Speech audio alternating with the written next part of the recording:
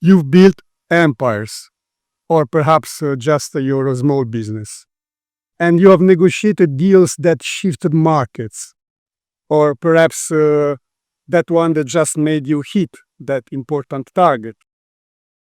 Either way, you've stared down recessions, pandemics, and sleepless nights, wondering if your next decision will define you.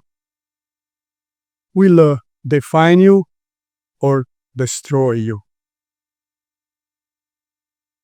And you spent nights thinking about that next decision.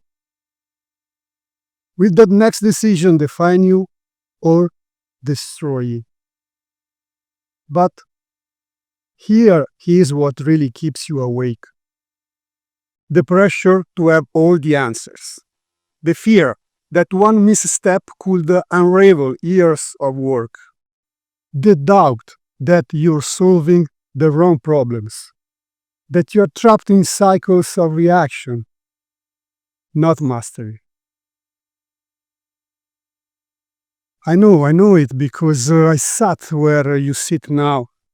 And today, in this video, I want to strip away the noise.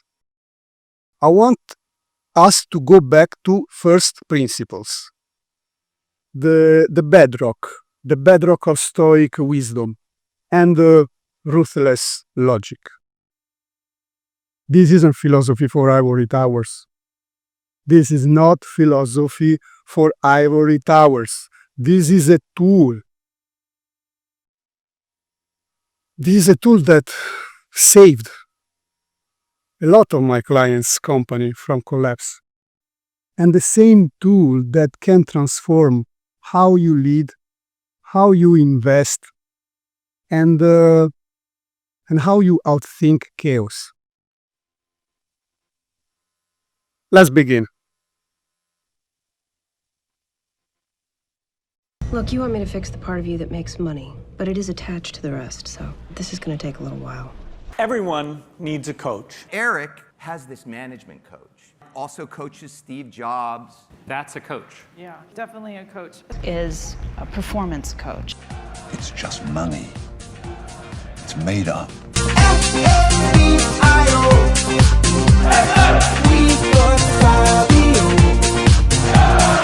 Are you coachable?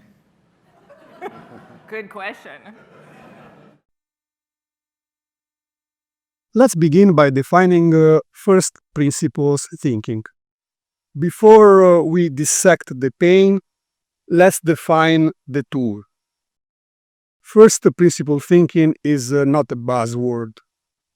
It's the ancient art of rebuilding reality from the ground up. Aristotle called it the first basis from which a thing is known. Elon Musk used it to slash rocket costs by questioning every assumption. What is a rocket made of? Aluminium, titanium, carbon fiber? And what's the value of those materials on the commodity market? Turns out it's about 2% of a rocket's price. So why pay 98% premiums for how it's always been done? In Stoic terms, it's amor fati, ruthless logic. Here's how it works. Number one, strip the problem. Strip the problem to its essence. Number two, discard inherited frameworks. I mean, what others say is possible. Discard what others say is possible. And move to number three, rebuild using only undeniable truths. A client once told me, but this feels like starting over. And I replied, no, it's starting correctly. You see, your pains, your sufferings, they are signals. They are signals to you. I'm thinking about the CEO who cannot delegate, drowning in minutiae while strategy burns. I'm thinking about the investor paralyzed by volatility, chasing trends instead of principles. And I'm thinking about the founder scaling rapidly, but feeling emptier with each success. Last year, a manager came to me. He had lost a lot of money just a few months before, and his team blamed the market. His board blamed him. But what was his real failure? He stopped questioning assumptions. He was optimizing a strategy built for a world that no longer exists. So we rebuilt his decision making from the ground up, using first principles and Stoic discipline. And within 6 months, he outperformed his benchmark. This is the power of thinking like the ancients, but acting with modern precision. So, the lesson here is to break problems into invincible truths. Marcus Aurelius wrote, "The object of life is not to be on the side of majority, but to escape finding oneself in the ranks of the insane." Most leaders fail here. They layer solutions on top of inherited frameworks. This is how we've always done. My clients usually tell me, this is how we've always done. So I'll give you an exercise. The assumption audit exercise. Tonight, do this. 1. Write down a problem haunting you. 2. List every assumption you're making about competitors, costs, your own capability. Then, 3. For each, ask yourself, is this absolutely true? Or is this a story I've inherited? A client discovered that his cash flow crisis was actually a belief that high revenue requires a large team. So we discussed that and we decided to automate 70% of his operations, and the profit margins soared. This is how you escape the ranks of the insane. This is Marcus Aurelius in action in your business. But dismantling assumptions is only the first step. What happens when you face the void? The unknowns that keep you frozen. So now I want us to confront uncertainty with the Stoic courage. And the principle that turns risk into your greatest ally. So how do you confront uncertainty with Stoic courage? Uncertainty is not your enemy. It's your arena. The CEO who hesitates on a pivot. The investor who misses an opportunity because the timing wasn't perfect. The executive who avoids a tough conversation, letting resentment fester. These are not failures of strategy. They are failures of courage. Do you have the courage Seneca warned, "You suffer more in imagination than in reality." But when the stakes are high, imagination becomes a torture chamber. And first principles thinking alone will not save you. You need the Stoics' second weapon, the discipline to act on what you can control and surrender the rest.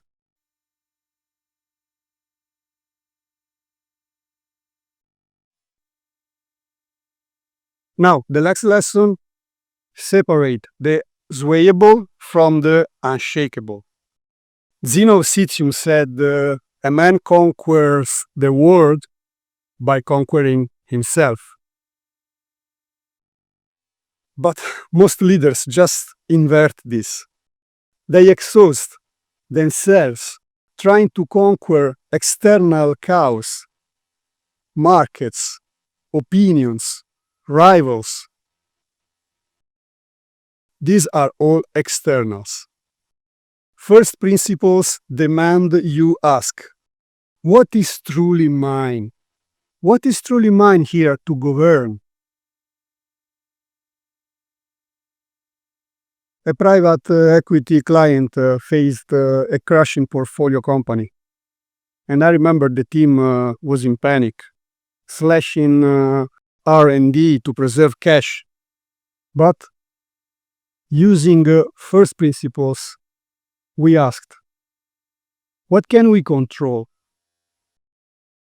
What can we control in this situation? Well, our values, our response, our commitment to long-term value. So, we decided to double down on innovation, telling investors that this is who we are. This is who we are, and the market will follow. And 2 years later, the bet accounted for 45% of their total revenue. The Stoic anchor here is the Epictetus dichotomy of control.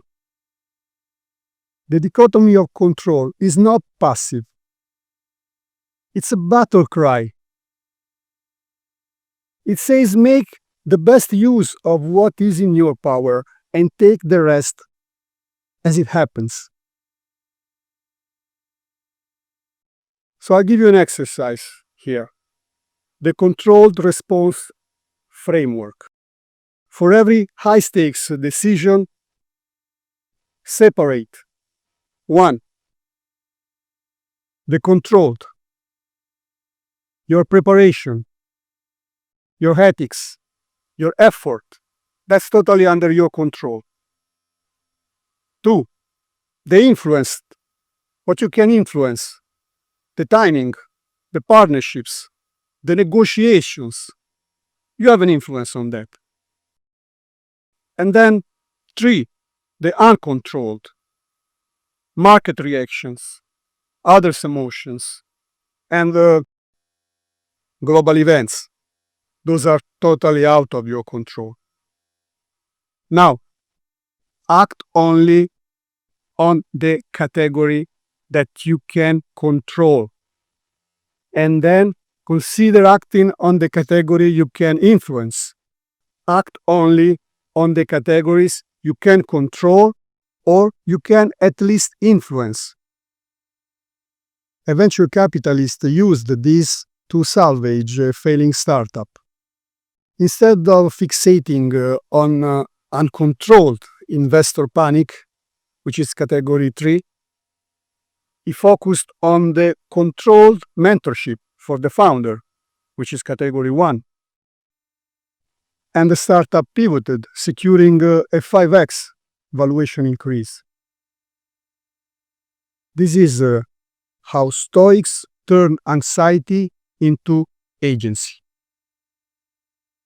Now, let's move on building antifragile systems with the Stoic discipline. Now you have torn down assumptions, you have reclaimed control. Now we build something unbreakable. This is the final test of a Stoic leader. The final test of a Stoic leader is not surviving chaos. It's designing systems that thrive in chaos. So, let's talk about engineering systems. The lesson here is to engineer systems, not miracles. Seneca wrote that luck is what happens when preparation meets opportunity. But preparation without systems is just hope. Most leaders rely on talent, on grit, on momentum. And these are all perishable resources. So I'll give you another exercise here. The Stoic Daily Architect. Every night, ask yourself, what did I control today? It's not what you achieved. It's what you owned.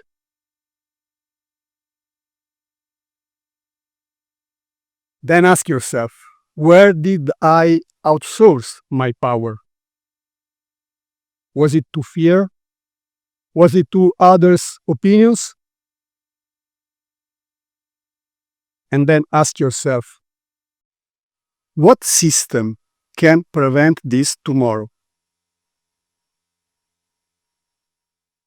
So, again, number one, what did I control today? What did I control today? Again, what you really own. What have I controlled today? Number two, where did I outsource my power? Again, to fear, to other people's opinions, to externals you don't have control over. Then number three, what system can prevent this tomorrow? Do this and write me in the comment how is it going. I'm sorry I cannot be there for all of you. For those who want to work personally with me, you know how to reach me. There is a link somewhere in the description, or connect with me on LinkedIn. For those who cannot, keep watching my videos, keep following my content, and write in the comments, and I'll try to answer as many of you as possible. Let me give you an example, okay? To make this maybe more practical. I remember a CEO who realized that her anxiety spiked every time she checked the stock price. So it was a category 3 and uncontrolled. Something that was variable, and she was just keep on checking the stock price. So we created a system. Her CFO would only alert her if shares moved plus or minus a certain number, of course depending on the volatility of the market at that moment. But now, that was not her focus anymore. Her only focus now was category 1, strategy and culture. Antifragility isn't inherited, it's installed, like an operating system. But that is for another video. So this is where most of you stop. This is where most stop. They deconstruct. They control, but they never build. And so the cycle repeats. But you are not most. I want you not to be the most of the people that act like this and fall into this trap. I want first principles thinking to be your chisel, Stoic courage to be your compass, and I want antifragile systems to be your legacy. A final thought from Epictetus. No man is free who is not master of himself. Now, you have the tools to master your mind, your decisions, and your destiny. The question is, will you use them? What are you going to do after watching this video? Do you have the courage? Do you have the courage to use them? Do you have the courage? Do you have the courage? Do you have the coach to make you execute and keep you accountable? If you're ready to rebuild your business and your life with the Stoic systems, you can send me a DM on LinkedIn and include the one assumption you are ready to destroy. Let's do that. Tell me the one assumption that you are ready to destroy. I will respond personally if your answer proves you're serious. And if you're not ready yet, no problem, no judging. Connect with me on LinkedIn. I'll help you stay on track. But leave this video with something that I want to stay with you. So hear this. Indecision today becomes regret tomorrow. Again, indecision today becomes regret tomorrow. The market doesn't wait for perfect timing. It rewards those who act. Come on, look around. The world is on fire. The world is on fire. Will you be the Arsonist, the firefighter, or the phoenix? Stoics rise from the ashes. Which will you choose? For those who act, welcome to the 1%. Your transformation begins now.